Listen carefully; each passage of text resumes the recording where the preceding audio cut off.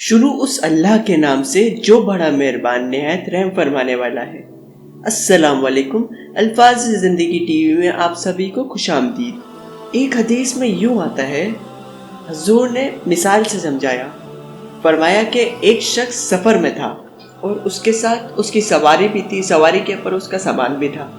راستے میں گرمی کی شدت کی وجہ سے تھوڑا پسینہ آ گیا، نڈال ہو گیا، تو ایک درخت کے نیچے اپنے سواری کو باندھا اور وہاں پر سو گیا۔ جب نیند سے جاگا تو دیکھا سواری نہیں ہے تو ساز و سامان جو اس کے اوپر سواری کے اوپر تھا وہ بھی نہیں ہے، نہ پینے کا پانی نہ کھانے کا کچھ، اور دور دور تک کوئی آبادی نہیں۔ صحرا کا سفر تھا تو وہ دائیں بائیں بھاگا اور اونٹنی کو ڈھونڈنے لگا، تو اونٹنی جو وہ تھی وہ ملی نہیں، تو واپسی آ کر اس درخت کے نیچے ٹیک لگا کے بیٹھ گیا اور موت کا انتظار کرنے لگا۔ دور دور تک آبادی نہیں تھی، نہ کوئی انسان تھا نہ جانور، اور جو سامان تھا پانی کھانا وہ اونٹنی کے اوپر تھا، نہ سفر کرنے کے قابل نہ کھانے پینے کو کچھ، ریت تو کھا نہیں سکتا، اب آگے تو موت ہی موت ہے۔ تو وہ موت کے انتظار میں بیٹھ گیا، اسے یقین ہو گیا تھا بھوک مجھے آج نہیں تو کل مار ہی دے گی، تو وہ درخت کے ساتھ ٹیک لگا کر بیٹھ گیا اور اس کی آنکھ لگ گئی۔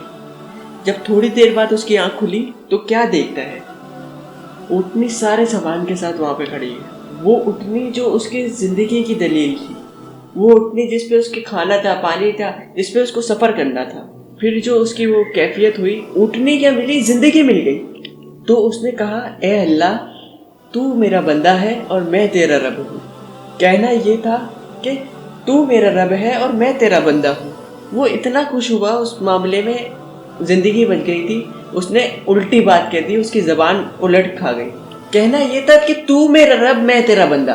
حضور نے یہ مثال بیان کرنے کے بعد بتایا، صحابہ بتاؤ اس بندے کو کتنی خوشی ہوئی کہ اتنی خوشی سے اس کی زبان الٹ کھا گئی۔